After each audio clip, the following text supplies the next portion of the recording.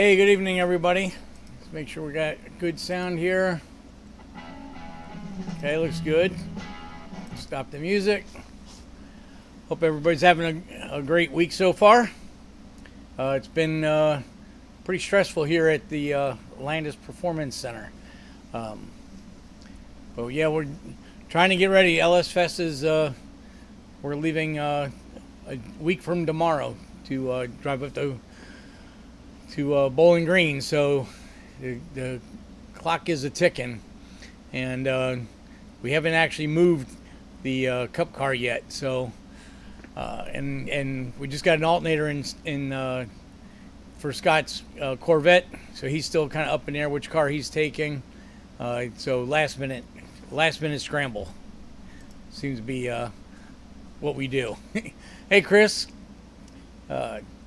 Yeah, I was scrambling so much, Chris, I didn't even get any pictures of your fuel tank for tonight.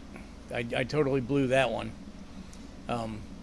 We were working on, Chris came over Saturday and we got the inner tank made, and he cut out the hole for the install plate and mounted the sending unit and the billet fuel filler, and made good progress on it. Made the lid for the fuel cell can, so just a couple pieces and we're gonna get that going on. See, Bill's here. Hey, Bill, I saw you call it earlier. I was in a mad thrash. We'll talk about that in a little bit, but I didn't answer your call. I guess you saw the email I sent you on the comparing the two tune files. So yeah, so we've been thrashing on the cup car and trying to get that thing done. I actually got finished the wiring today, and maybe I should have tried starting it by hot wiring it earlier, but I didn't. I wanted to wait till I had the wiring completed, and so we got fought with that. I see Mike's in. Hey, Mike, how you doing? Yeah, so it was one of those thrash days, pull your hair out, and at the end of the day, I've got about 60% done what I needed to get done today. So I was hoping to load the car up and take it up to Doug's and use his alignment machine and align it and get it on scales and stuff. But I don't know if that's going to happen. I see Rick's there. Hey, Rick, how you doing? You get those back windows put in that car, 55? I know we talked about that last week. You were working on that. Yeah, the really didn't get a whole lot else done this week. I worked on the car, the cup car. Worked on the cup car for getting the brakes done and stuff, and then got that all situated. Had to get the wiring harness in and finish that up. I got myself confused a couple times because I tried to make it so honest or so true to the Ford firing order. I labeled all the plug wires as a Ford, and then when I was finishing up the wiring harness, I was thinking, oh man, I put the LS odd and even harness on the wrong sides. But then I looked at my notes and I had done it right. And then when I was trying to start it today, I thought maybe I was wrong again, but it does seem to be right. So I had some issues starting the car tonight, and we'll go over that in a little bit. Probably should have had the trigger wheel indexed on the crank, but I thought it was a brand new crank. I thought it would be pretty good, and I'm not 100% sold that that's the issue yet, but I ran out of time in my diagnostic, so I really couldn't come up with a final solution on that. But what I've been doing, I'll show you guys a couple. Rick says, went away. Oh, that's right. I did see. You're right. I did. Excellent pictures, man. When you guys were traveling around the area and seeing the car museum and some beautiful scenery there around northeast Pennsylvania. So yes, let me. I'm going to show you. Here's a couple. These are not edited or nothing. This is snippets of the video I'm going to be putting together for the engine installation or engine build and installation. But it's what I have to show tonight. So you guys are kind of getting raw footage. You'll get to see, and you'll kind of see where we're at up to the point where I was trying to get it running. So let me go ahead and switch screens here and show you that. You hit play. Okay, so now we have the engine in the car and all wired up. I built a custom Holley harness, so there's no extra wiring laying around or anything. And watching the video, you saw I made my own fake distributor with the plug wires coming out of the cap. Notice I have the Ford firing order and the coil mounted. That way it looks like a Ford race car, and a Ford engine and a Ford race car.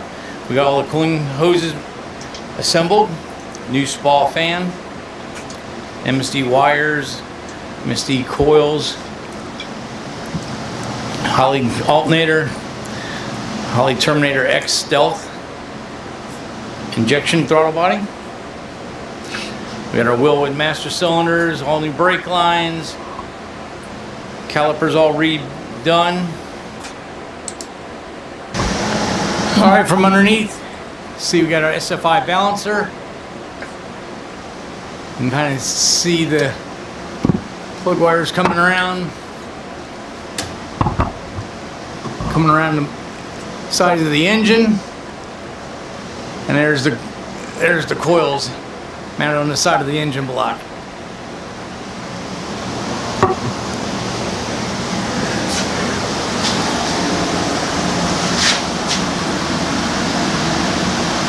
There's our coils mounted on the side of the engine block next to the motor mounts. They go up around the front of the engine, up behind the water pump. Got our Mr. Gaskets starter, liquid bell housing,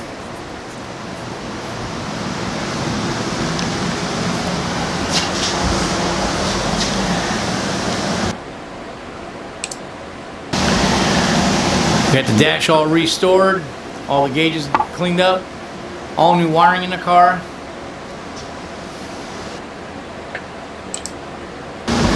And we have a new fuel cell with the fuel injection fuel pump mounted inside the tank and all wired up, plumbed.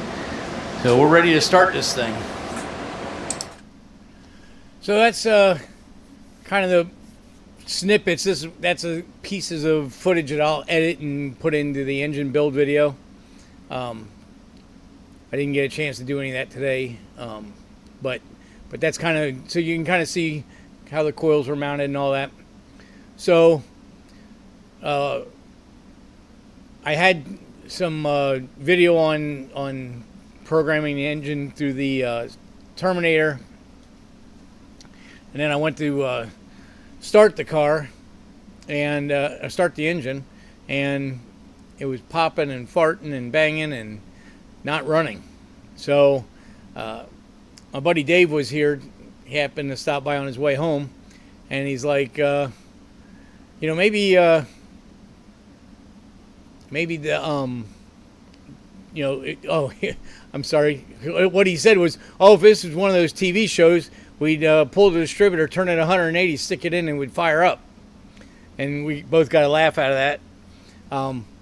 But actually, in a kind of a way, he was kind of right. So what I did, let me minimize this, pull up a file. I was trying to get the file that I wrote for the car, but I wasn't able to get it open in time. Let's see if this one has what I wanted to show you.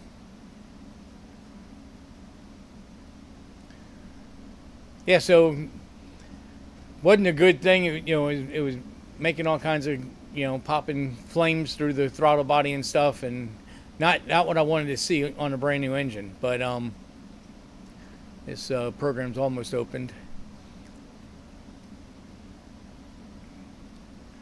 And then, yeah, okay. So let me switch screens again.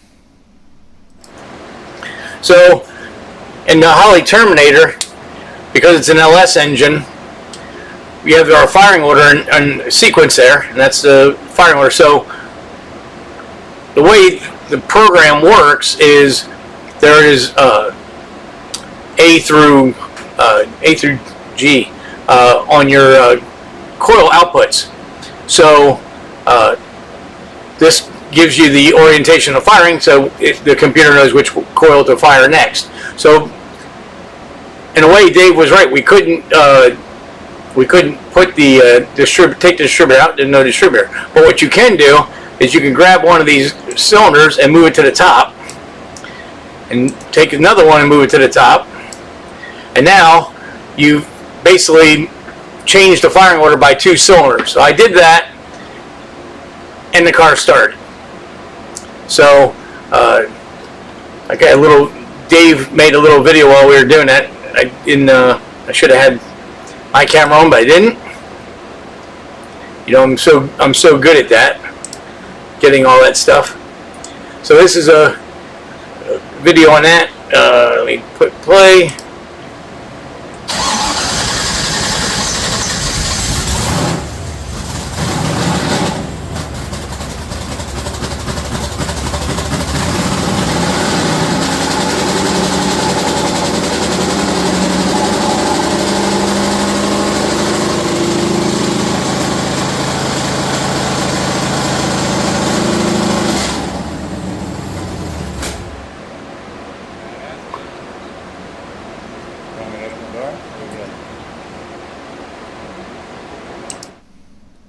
So you saw at the end of that little video the little backfire. So the timing still isn't right on the motor. What I got to do now is I got to get a timing light on it, see where the timing is in reference to the crank, and then either do a couple things, either move another cylinder in the firing order, but that's probably too drastic because that's about 90 degrees of timing change. So what I probably need to do now is go and put a timing light on it and then change the reference signal. So at this point, I believe that when the manufacturer built the crankshaft, that they did not press the 58X LS gear on properly. There's a proper orientation that has to be so that the timing is right. On LS, there's no distributor, so there's no way to adjust timing except for through the ECU. So that's where I'm at with that thing. I did notice I ran it one time after that, and I do have 2 cylinders that aren't up to temperature, so I have to check to make sure the coils are getting power and ground like they're supposed to be. There's no I didn't miss on a pin or something, or that the coil is actually firing. Did I make the plug wire right? Did I get the carbon piece flipped over in the terminal, in the end of the wire and stuff? There's still a handful of things that can be at fault here. But I wanted to show you guys because even myself, with whatever little bits of information I know, you can still get yourself working in circles and not getting the project done in a timely manner. So just goes to show you nobody's perfect, and I am far from that. And we'll see what happens. I'll get back on it in the morning, and I'll do a compression test first on make sure all the cylinders are good. And once I do that, I did test number 1 after it fired the first time, and it had 200 pounds cranking on the starter. So I'll just go ahead and do the whole engine and make sure that they're all even, and then I will have to do a continuity test through the plug wires, make sure the plug wires are good, and I'll put a spark tester in the wires, make sure that the coils are actually firing. And then hopefully by then, through that bit of diagnostics, I'll be able to figure out what's going on with it and get it running good. On 8 cylinders, it'll sound really crisp. And then I'll be able to get the timing. Unfortunately, the timing light that I had on the engine was working when I first put it on, and when I went to go check while it was running the second go around to see where the timing was, it didn't light. So I have to get my backup timing light and put that on there and see what's going on with the timing. And from there, it should be in pretty good shape. Got good oil pressure. Everything else is in good condition. Everything's working good. I did put an AccuSump in the motor, so I was able to, or in the car, so I was able to prime it through the AccuSump before I cranked it, and spun it over on the starter, and she had oil pressure pretty quick, so that's all good. I don't think there's any engine issues.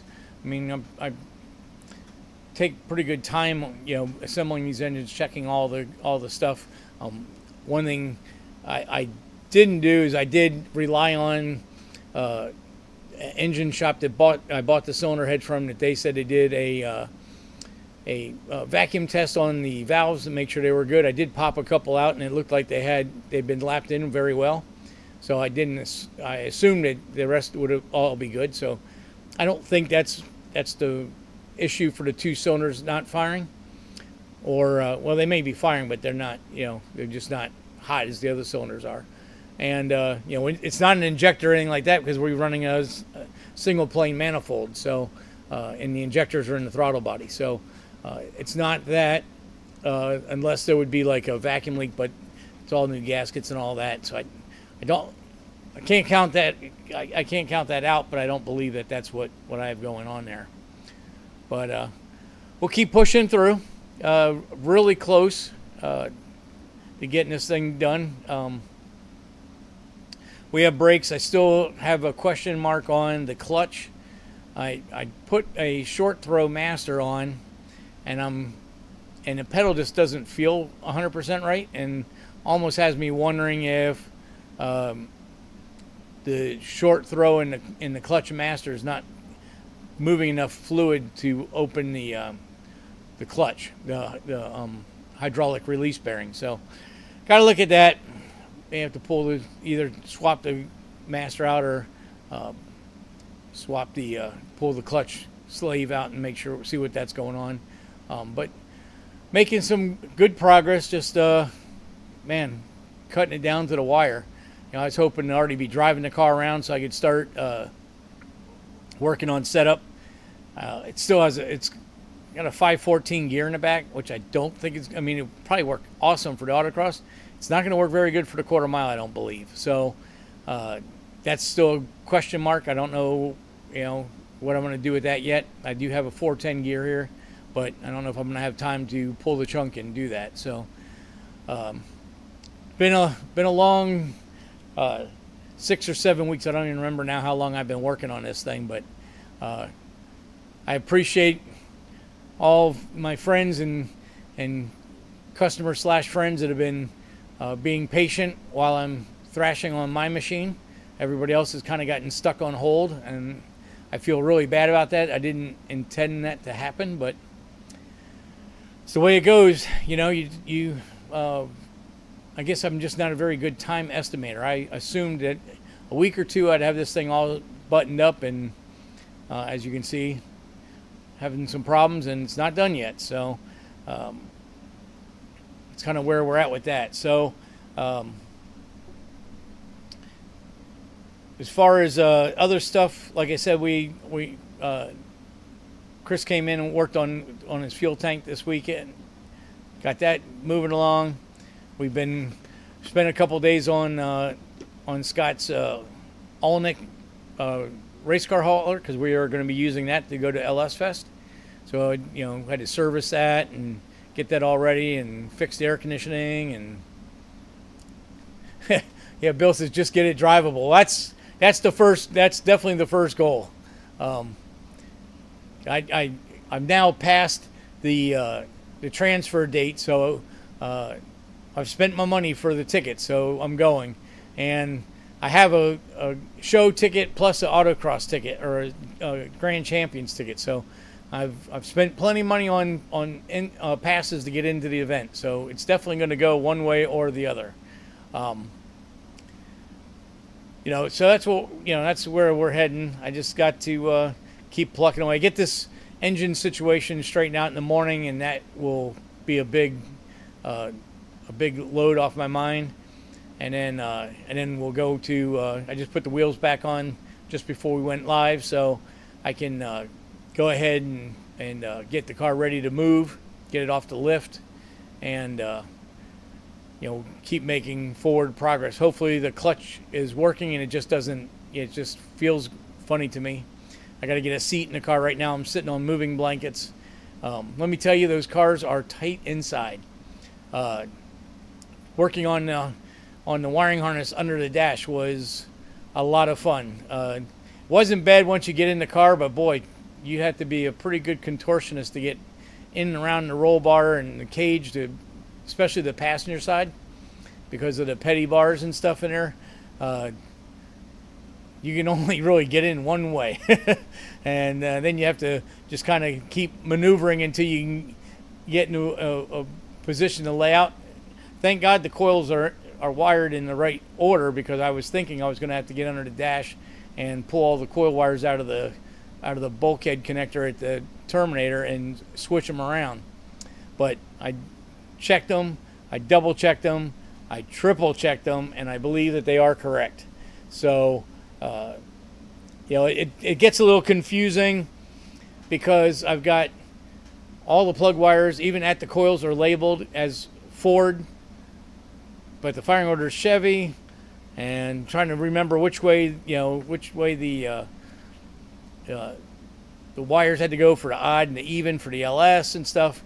And because I didn't use the traditional connectors that come with those harnesses, I made all mine harnesses go from the bulkhead connector directly to the coil. There's no I took all the connectors out of there. So hey Sharon, hope you're enjoying that New York western New York weather. Bill says that was your first thought is getting in and out of that car is something else. And I got to give Dave and Chuck, my buddies, Dave's got the Chevelle, and my buddy Chuck, I built a twin turbo motor for his OBS and all that. Those guys, they come in on Saturdays and hang out, and I got to say, hats off to those guys. They crawled down in that car a couple weeks ago, and with a pile of rags and simple green, and scrubbed the crap out of the inside of that car. I can't believe how much they were able to get done and how tight the quarters are, especially for Dave. He's I don't know exactly height and measurement, but he's like 6'2", 6'3", and let's just say he's a big guy. Not fat by any means, but just a big guy. And for him to have gotten down in that car, hats off. Thank you for all that work you guys did. Chuck's a pretty lean dude, so I mean he can get around pretty good. But so we'll see. We'll just keep plucking away at it. Like I said, I've got a game plan for tomorrow. Compression test, verify that the valves are sealing.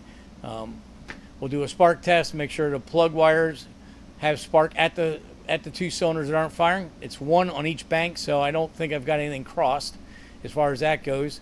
And that'll then tell me if the coils, I mean, it's very possible with today's, the way things are today, it's very possible I have two bad coils. They're all brand new. You just never know. Cool. Young Jack, hope you're feeling better. Shout out, man. So that's where I'm at with that thing. Get that stuff figured out, and then we'll move on to the other stuff. I have gotten a lot of assistance from people on Facebook. There's a bunch of great stock car, vintage and historical stock car sites. And I put a shout out about sway bars. The company Sway Speedway Engineering, that's the people I bought all the sway bars for the 50 from. And I've gotten other stuff from them in the past. I've been sending them emails and trying calling them and couldn't get through. And so I reached out on Facebook and said, does anybody know what's going on? And sure enough, they had just went out of business like a week before I tried contacting them. And on the on this era, early Gen 4 Cup car, this is when they still ran small sway bars. So the way the sway bar mounts in these cars, there's a tube welded in the chassis. The sway bar slides inside that tube, and then there's bushings that go in the end to hold it. So in this particular car, being an early Gen 4, that tube is only 1 5/8 ID. So you can't put a sway bar larger than an inch and a half, inch and 9/16 maybe, but inch and a half for sure. So when you go like on eBay and stuff like that, all the sway bars you see are all the later Gen 4 and Gen 5 when they went to soft spring big bar, and they're actually running 2-inch, 2.5-inch sway bars. So that's what everybody sells. Well, that stuff won't fit my car. So I reached out, and while we had a few people chatting about the sway bar mounts and the sway bar debacle of this company going out of business, this guy Andy got on and says, dude, I've got some of those bars laying around, and we DM'd each other and talked about it back and forth. I ended up sending him some money, and he put them in the mail and sent them. And man, am I happy what he did. Not only did he send me the bar that fits the car, he actually sent me 3 other ones that will fit the car with this different bushing. But so now I've got a assortment of NRO bars for the car. So that's going to be really nice for fine tuning it in. And come to find out that guy was a Cup crew chief at one, not a Cup crew chief, but I think a Craftsman trucker, maybe Bush crew chief. He's had a couple wins under his belt, Watkins Glen for one of them.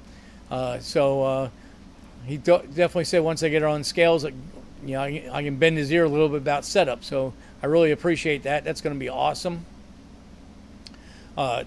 So that community is really good. Everybody kind of helps everybody out about that stuff. So another thing I did, been trying to find shocks, because the shocks that are on the car are pretty beat up.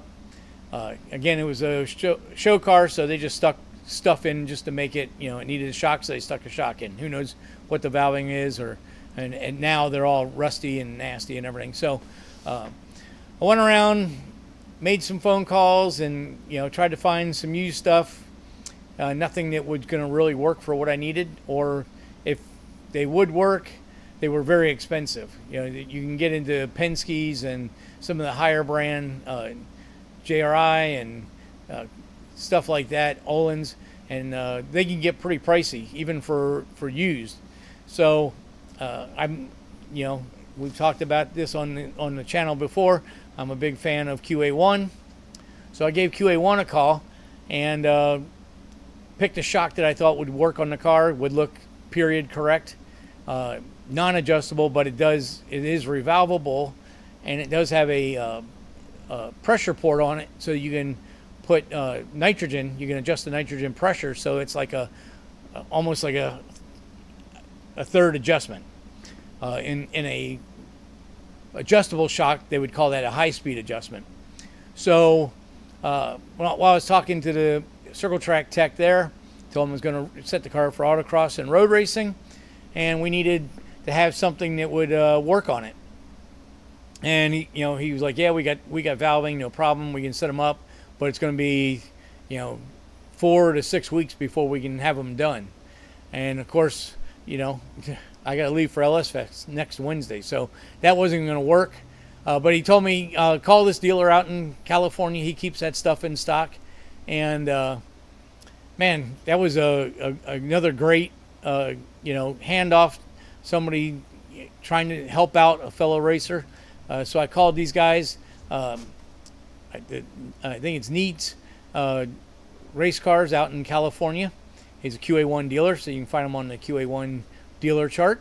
And I contacted those guys. Said, I was looking at the Series 26 shocks with the gas charge, and he asked me what I was putting on. Told him the Gen 4 Cup car, Laughlin clip, And the guy's like, yeah, we're familiar with those. We ran those, up in NASCAR West forever.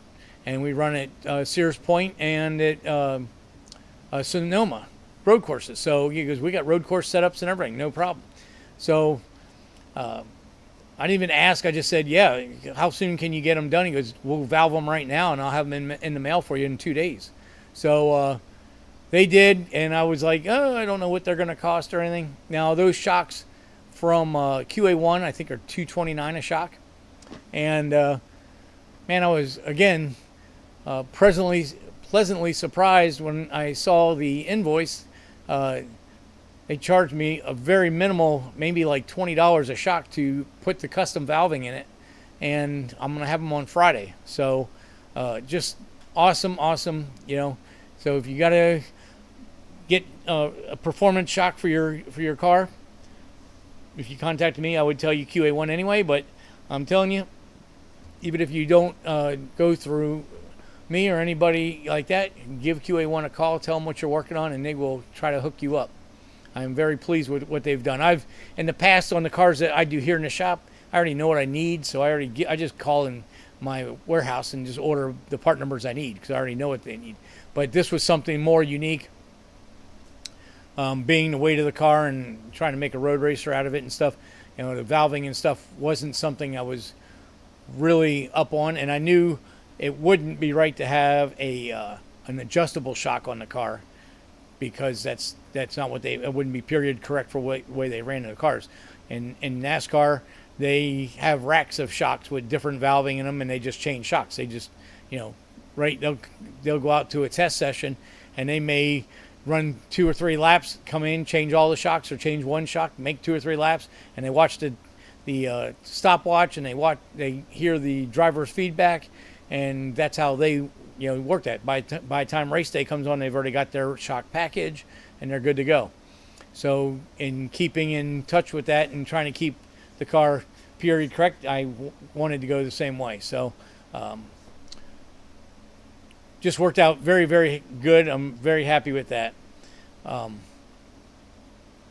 So that's pretty much where I'm at with that car.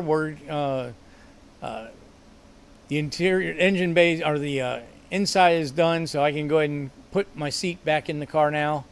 Actually put a seat in it for the first time. I don't have the original seat.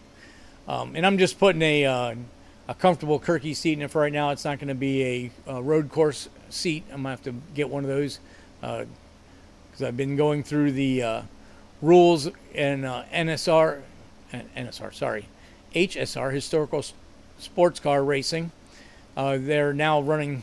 They've been running the Group 8 cars, our NASCAR Cup and Busch and ARCA and Craftsman Truck, but they've just now connected, and I think we talked about this last week, they just connected with Historical Stock Car Racing Association, which is sponsored by the Petties, and with the 2 of them now, they're getting big fields. They ran at VIR last weekend, and I think they had 14 or 18 cars. So that's kind of more like the direction I'm going to kind of head the car now. We'll keep it for autocross, because autocross is just simply put 200 treadwear tires on it, which I already have. And then, of course, when you go back to road racing, put the slicks back on it. So we'll just keep going in that direction. I think that's going to be a fun place to showcase the car. And then eventually we will flip the car, not roll it over, but actually sell it, so that we can put more money back into the Vet Hawk project. I did have a couple people comment about, what happened to the Vet Hawk, because I put new project on the channel, but it's just, it's just on a small hiatus. Need to get more parts, more money, and in time get back on it. I never fathomed I'd be spending 6 weeks on this car. So that car is going to be the same kind of thing when I get back on it for the next go round. It'll probably be I'm thinking in my brain a week or 2. So more realistically, it'll probably be a 4-week deal to get the cage and the floors and all that stuff all kind of done and get it to the next level. But that will be coming soon. I I got to get Dave's car done. Bless Dave for not being upset with me. Man, we are so close to having his car done, and I just kind of put it on hold to get this car done. And I do feel bad that I did that. I don't like being the shoe cobbler that's fixing my shoes. I like to get everybody else's shoes fixed first, and then get mine when I get time. But unfortunately, with the event coming up so fast, I did it. I made a call. I'm not totally happy with myself about it, but it is what it is. And Dave's been great about it, at least very gracious to me, to my face. He hasn't said anything to me to my face, so hopefully he isn't upset. And we will be on that. I will be back on that thing solid here shortly. So that's pretty much where we're at with that. I guess since you're on, Bill, I guess I ought to show, if you don't mind, I'll show you the comparison files for the that we were looking at on the email. So if you don't want me to, Bill, just say so. So let me close this out. I haven't seen Bill refuse yet, so we'll keep moving forward. What we did for Bill's car made a couple of 9-second passes a while back, and we've been trying to figure out what's going on with it. Why is it? Okay, thanks, Bill. So we're trying to figure out why it's not doing what it was doing. So he sent me the files from. This is the file from Sick Week in 2023. And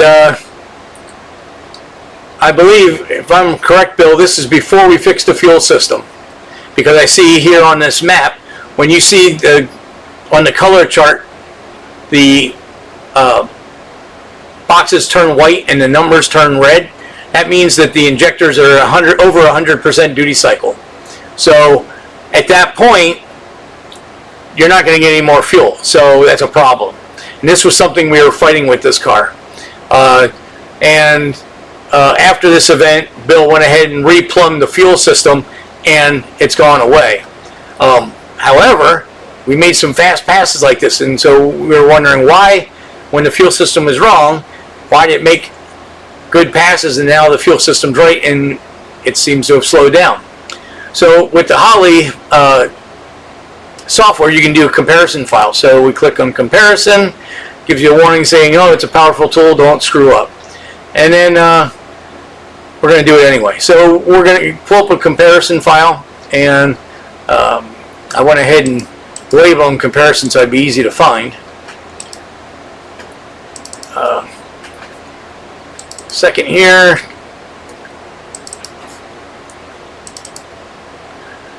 And for you guys that do Holley, you can see I've got some pretty good file system. So that's what you want to do so you can find your files easily. So here's our comparison file. And now you can see over here there's some things that are highlighted. Well, the highlighted things says that's where the differences are. So we go to global, open global up, and it says, oh, configuration name has changed. Well, obviously the file name is different. And there's nothing else. We know that there's no change there. We'll close that. Go to fuel. And we open base, and the base table is highlighted. So there is a variation in the comparison file. So we click on that. And then this is our base map, and these are the pounds per hour of fuel in each cell that's going into the motor. And this is the comparison map. You can see there's a change. We can go to delta, and it's going to show the change. And then we can go to percentage, and it'll show it in percentage. So out here, like where the injectors were at 100% duty cycle, you can see they're 20% lower than they were before. And even in this section here where the engine is actually running, they're still 8 to 10% less. So that makes sense because we corrected the fuel issue. We were having a problem where the way the fuel was routed, it wasn't getting to all the injectors. The injectors were getting cavitation, which was my thought. So now that we've done that, we can go to our data log, and we can do the same thing. So we go back to go back here. So you can see how I do my filing. I got global file for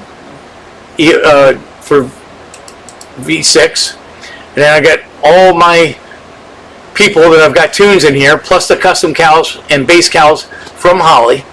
So we just go and find Bill, and then I make sub files. I got, whenever we do an event or anything, I'll make a folder. They'll have all those tunes from that event in there, so that way they can find them very easily. We talk about, oh, we want to go to the Orlando test in July. Well, boom, we can open that up, and I don't have anything in that one, but it is in my laptop. But anyway, so you can do that. So here's comparison. Oh, we're in global. That's why we can't find anything. I'm sorry. We need to go to data log, because we're in the data log file. So we go to data log again. I got people by each vehicle. Open them up again. Same kind of breakouts. So here's our comparison logs. These are the files only that we want to look at.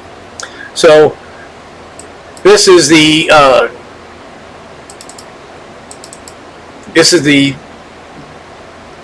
data log from sick week. My computer is running slow. Hopefully we're not getting a buffering. Alright, we'll go ahead and open this up.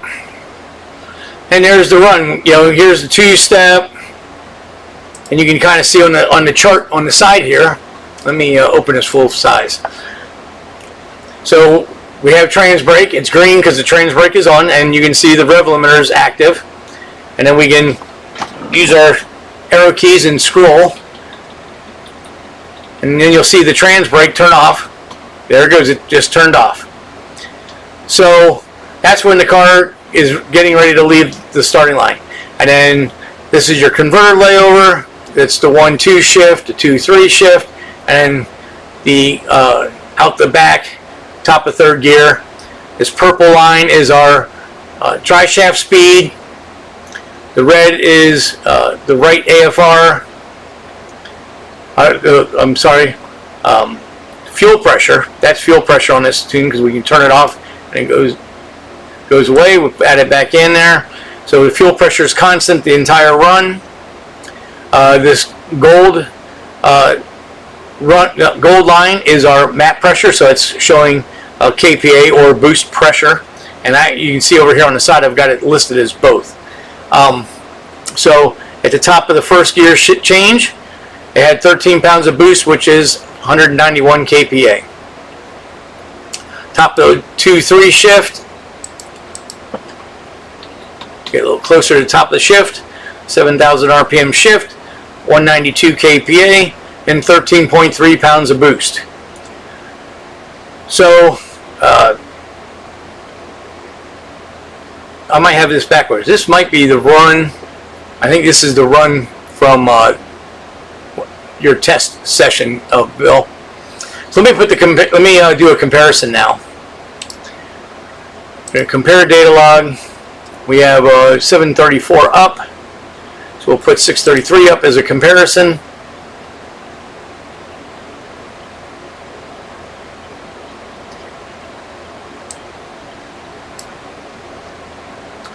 All right, so now we'll nudge the comparison.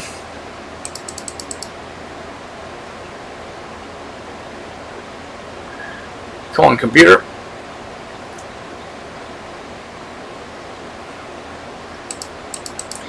So what I'm doing now is I'm nudging the comparison so that they line up when the trans brake is released.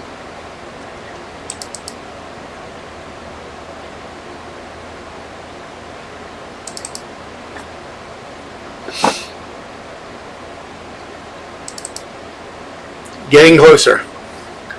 Appreciate everybody's patience. Alright, let's see how close we are now. Alright, so over here we can see there's our comparison, and both trans brakes are on right now. Up, one backed off, so we gotta bump over a little bit more.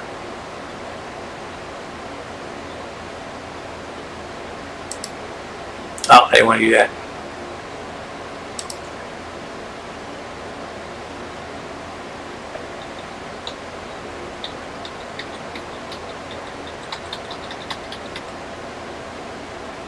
Okay, so both are on a trans brake.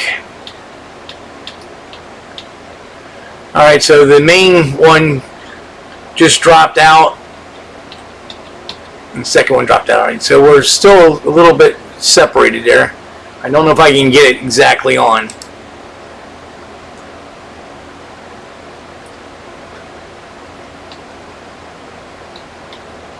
That's pretty close right there. So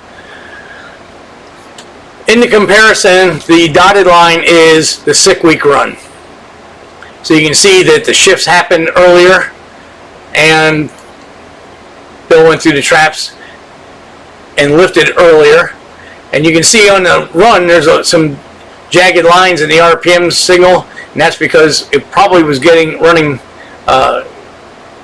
started getting a misfire from the fuel being the way it was. So we can see a couple things here. Here, this teal on the bottom is the right AFR.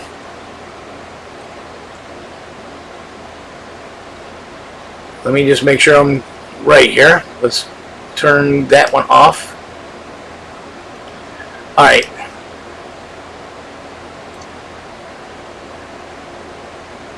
So I think this teal is, I don't think we had the right AFR in on that run, but this left one is definitely the right one. The one that's at the bottom of the scale is definitely from the current or last test session that Bill went to, where the car still did not run. Now we did have an issue where I had made a idle surge file, and it was making the timing go to 4 degrees when the car launched. But we can see now clearly on our base timing that on both runs it was over 20 degrees of timing. So that was not in play now. And our map pressures are fairly close. TPS is the same. Engine RPM at this point is pretty close to the same. So the 2 steps were set pretty close to the same. We did have a little bit higher fuel pressure on the 6 week run, but that's because we were trying to compensate for the lack of fuel volume. So the big takeaway here is that on the top AFR here for the left and the right, because on the main file, the solid line, that is the July or August test that Bill gave me. This is the last run he ran. So you can see in the AFRs over here on the side that the right one was reading 1032, the right one was reading 983. So the engine was extremely, extremely rich. And on the 6 week run, it was at 12.7. So a pretty major AFR change. And if you remember, the tables are smaller now. So we have a smaller request for fuel, but the engine is still over-fueling. So shows that the fuel hose rerouting that Bill did worked, because now we have too much fuel. So now if we advance this thing, let's get out here to the top of first gear on the 6 week run.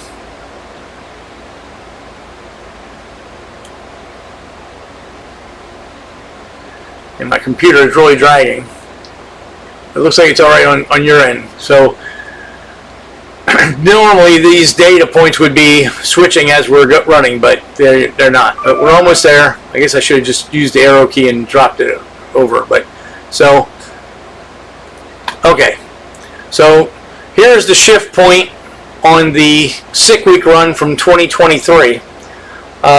First of all, you can see that we shifted the car. Bill shifted the car at 6,700 RPMs, where now we're shifting it at 7,000.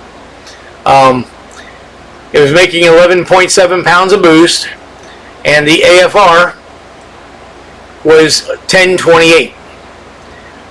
which is a little on the rich side, but if you compare it to where, let's go to this shift point on the current run, and you can see that 937 and 983. So the engine is at least a full point of richer AFR. And it made 13.1 on the shift. Now, and back at sick week, it made 11.6. So we're actually making 2 more pounds of boost, but the car is not accelerating any faster. So we can reach out to our shift point number 2 for sick week 2023. Get it to the top of the shift. And again, the car was shifted at 67.59, so let's just call it 6,800. It was at 11.9 pounds of boost, and it was at 11.03 AFR. Now, in the middle of the current run, the last test run that he did at Orlando a couple weeks ago, at this point, the motor's only at 6,200, and the AFRs are, again, 967, 10.2. I mean, it's just really, really rich. It is making a little bit more boost, though. Go out to the shift point on the current, and it's making 13.3. So, again, 2 pounds more boost, but way more fuel. And let's just go back and look at our timing. So our timing at shift is 20.8, and on the sick week 2023, it was at 21.2. So we did take about a degree or so out of the timing the last time I was up at the track, so we'll probably want to put that back. And I do think we should probably try bringing the shift points down, but the big takeaway here is that we need to pull fuel out of the motor. It is running too rich. The other thing that Bill and I had talked about is these sensors that he has in the car right now are Bosch. And I will say that Bosch sensors are not as robust as the NTKs. On the HP and Dominator ECUs only, you can run either a Bosch 4.2 wideband sensor, or you can run an NTK racing sensor. And it's always been known that the Bosch will skew lean when they're in a pressure situation. So, like if you're running small pipes or anything like that, they will skew lean. They pretty much, anybody will tell you if you're running turbocharged, they really recommend not to use the Bosch. Supercharged, it's questionable, but I definitely would like to see Bill he has NTK, so I'd like to put them in, because these numbers say 9.62, but it may even be richer, because the way Bill's car is, he does have a step down in the exhaust, and if with the supercharger, there could be really high exhaust pressures, and if so, the sensors will tell us a leaner number than what is really in the engine, and that is a very good possibility of what's going on here. So let me go ahead and switch back to the screen. We're done with this. So that's what Bill and I had talked on the email. Want to put NTKs back in so we can get a better quality signal. The other thing I didn't like about the Bosch is the right and left bank are showing a pretty considerable difference. So I don't think the engine is fueling that much different. Although with the supercharger you can have some buffering in the intake manifold, and that could rob certain cylinders from air. But I think the first step is put NTKs in and get the most reliable sensor reading we can get. And then that's just a lot cheaper than doing spark plugs. We could do spark plugs, but to put a fresh set in every run on a motor that you can run the same plugs for a year is just a little crazy and expensive. So I'd say, we'll put the NTKs in first and go back and test and pull some fuel out of it. Probably go ahead and pull a considerable amount of fuel out before we even go, and then maybe play with the shift points, because we are seeing that that we were short shifting the car before. We thought oh, spin it 200 RPM higher will make more boost. And it is making more boost, but the car is not running ET. So, we need to get that solved. And of course, the other downside of making more boost is making more heat. So it could be a double-edged sword there. Hey, John, glad you able to make it tonight. So, does anyone have a hub dyno? So, I was going to ask you that, Bill, because you mentioned the hub dyno. So, a shout out to Chris at Blow by Racing, who used to be in Boca Raton. He moved to Naples, and he just informed me that he bought a really bad boy hub dyno. I don't think he has it yet. He was supposed to be getting it in the next couple weeks. Otherwise, if there's another hub dyno in South Florida, it'd be great to know about. We had a guy up in Wellington that had one. He was a drifter guy, but he closed his shop and moved to his home shop like I have. And I don't believe the Esquarian neighborhood is going to be too happy if he's running a dyno with a big loud exhaust. So that was, Bill, the guy in Wellington was my guy that was kind of local, but he's out. He can't run that with any open exhaust cars or anything that's going to be loud. He can run his little 4-cylinders and stuff, but he doesn't want to run anything that would be considerably loud. And your car's not super loud, but it's pretty darn loud. So we'll probably be stuck going over to Chris's. The good thing about Chris is he'll open up the shop for us, and we'll take the campers over there, and we can, if we need, we could do a 2-day deal if we wanted to. Naples. It's not that bad of a drive. So anyway, so we'll see how that goes. The cool thing is with the mainland, I think it's a mainland hub dyno. It's called. We can do complete quarter-mile passes with it, with trans brake and everything. So it works really cool, and that it works out really well. And I think the numbers are pretty realistic compared to what you would see on a dyno that you're running on the actual drum. That's a drum style. So the drum style, you got to worry about traction issues and all this other stuff. So the hub takes that all away, and Chris, he's a good guy. He sold his dyno jet that he had here. He didn't want to move it, and from what he told me, he went no expenses spared on the hub dyno. I think it's 4,000 horsepower capability, basically the same one you see on Fuel Tech's website, and you see every now and then I'll put on Facebook these cars making 4,200 horsepower and all that stuff. Basically, I believe Chris bought the same package, dyno package, so it'll be real interesting. And I definitely have a bunch of cars that we're going to be running on it. So not only yours, Bill, but we'll put some other stuff on there too. So anyway, so that's a little insight of some of the inner workings with the data logging with the Holly system, and I haven't gotten to the data logging section yet on the Cup car. So hopefully tomorrow morning I'll solve those issues and we'll get to that.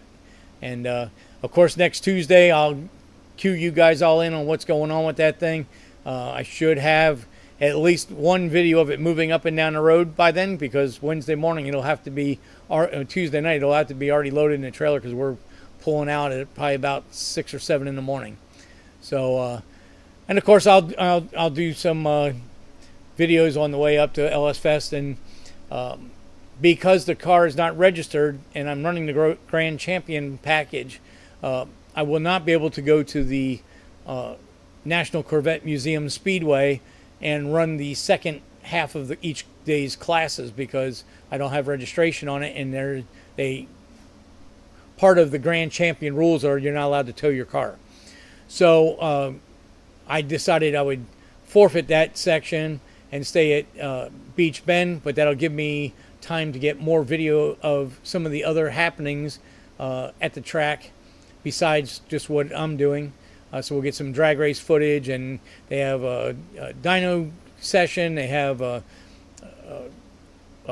bolt-on package where guys compete to bolt together a bunch of add-ons to a LS engine sitting on an engine stand. Guy that wins gets a toolbox. Some pretty cool happening stuff there besides all the other drag racing and the show cars.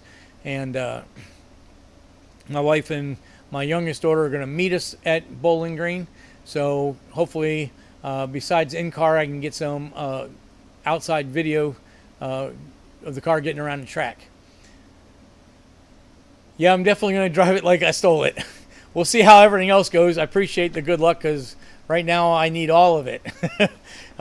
With this, like I said earlier in the show, I fight with stuff just like everybody else does. It's the nature of the beast, especially when you're thrashing and you've got so many parts of the car undone that you can kind of get yourself crazy.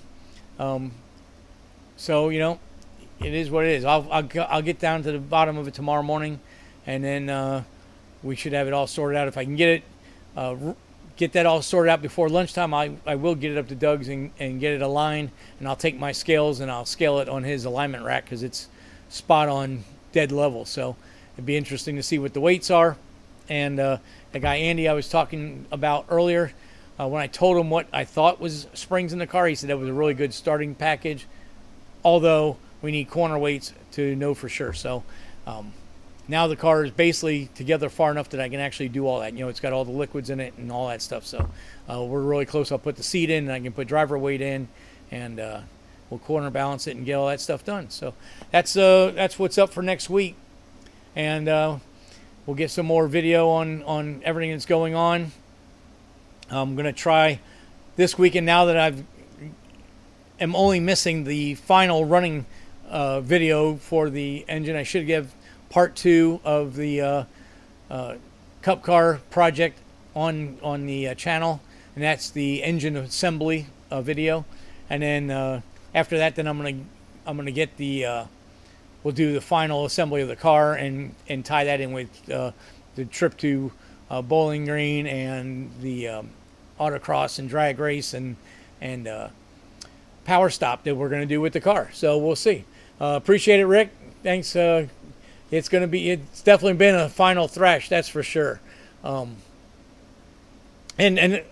I'm sure I mentioned it before, but yeah, with the Grand Champion package, we do all 3 forms of racing. You get scored on all 3 forms. So you get scored on drag racing, you hand in your fastest time slip, and then they rate that compared to all the other people in your class.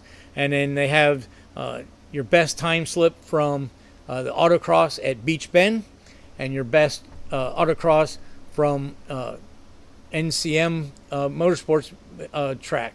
And then on Sunday, we do the 3S Power Stop, which, just like you see on the Optima Series, this event is run by FM3, Jimmy Day, and him and his crew do an awesome job. So they also do the Optima Series. So this is a lot of the same thing. We don't have the judging on composition, to fit and finish. There's just too many cars to do that on. But we do drag race, which they don't do on the Ultimate Street Car Challenge, although they do a road course event. And they do a driving back and forth, and that's why we're not allowed to tow our cars to NCM. That is part of our road rally of getting from one event to the other event to show the cars are street worthy. So I won't be able to get a full score this year with the Cup car because it's not registered for the street, but I can see where it places at Beach Bend. I can see where we're at with the drag racing, and it'll just get that much farther. Hopefully we'll have the Vet Hawk close next year. So that's the card I really want to be there. So Chris says, I have a seat out of the car. If you want to use it, how can I help? Appreciate that, Chris. I've got a pair of Kirky seats I was going to put in the car when I was going to make it street legal. So I'm going to go ahead and put one of those in the car. So it's a full-on race seat. It's just not a full containment seat with the headrest and everything on it. But yeah, I mean, I'll let you know what's going on this weekend. I mean, obviously we want to finish your fuel tank, and we will get some pictures and video of it so we can show everybody what we did on Chris's car. For you guys that haven't been on the show before, he has a 72 Nova with a LS3 supercharged TR6060 6-speed trans. It's got a TCI chassis underneath it for autocross and road racing. He does road racing with it. A lot of the Chin and HPDE track day events with it. So I've been helping him get all the bugs worked out of the car. He's had some shops that maybe not did what they needed to do to make the car, it had been fine for a street car, but for a track car, they just probably didn't do exactly what Chris needed. And so with the help of my friends Justin and Sean up at Pros Tuning, they've been working on the ECU and getting the blower and all that stuff worked out right. They're having issues with belt slippage. They're going to put a new serpentine drive setup on it so the supercharger is on a standalone drive. And they gave him some tips on coolers and stuff like that. They do Champ Car Racing also. So they had some cues for that.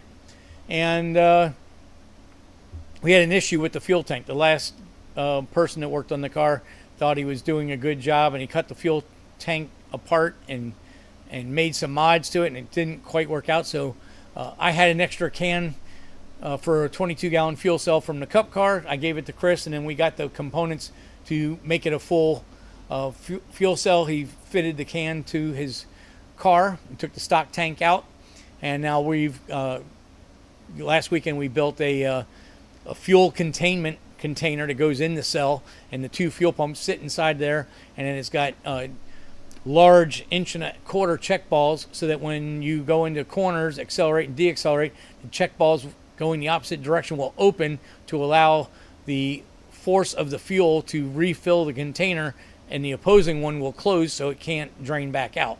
So it'll keep pushing all the fuel into the container, and then we also put the return into the container. So whatever doesn't get used by the engine, which with the 2 pumps he has, there is an overload of fuel that will keep going and replenishing the container. And we did the math on Saturday. The container is a gallon and almost a gallon and a half. It's like a gallon 0.45, and we did the math, and it would take, with the pumps running at full blast, it would take 70 seconds to drain it. So at the same time, you've got fuel going back in. So I think we're going to be fine. I think it's going to be perfect. And we'll get that all together, and we'll show you guys that next Tuesday. So yeah, Chris, if you're in the neighborhood over the weekend or something, stop by and I'll let you know where we're at. Maybe if I get the running and the tuning and the adjustments, the chassis adjustments all done before the weekend, we'll pull the chunk and do a gear change. It really does need that gear change to perform well in the drag strip. The 514 is not going to make it to the end of the drag quarter mile. So yeah, and then hopefully we'll be able to get a couple laps up and down the street with it and make sure that it stops and goes and turns and does everything it's supposed to do. So anyway, I see it's a little after 8, and my wife is home tonight. Her schedule's been shifted around, so she didn't work at the hospital today, so she's already been home. So she's waiting to eat dinner. So I think I'm going to pull the plug on this and let her go get dinner ready. And you guys have a great week and a great weekend coming up. And I'm going to be nose to the grindstone. And next Tuesday, I'll give you guys a heads up of where we're at, and hopefully it'll all be success. And we'll sit back after Ellis Fest and laugh about all this. But in the meantime, it's a thrash. So, all right, I'll see you guys later. Mike, Chris, Rick, Bill, John, Sharon, and Jack. Jack, I hope you enjoyed the show. We'll keep this going, and we'll see what's going on. So, with that, I'm going to let you guys run, And you guys have a good week. See ya.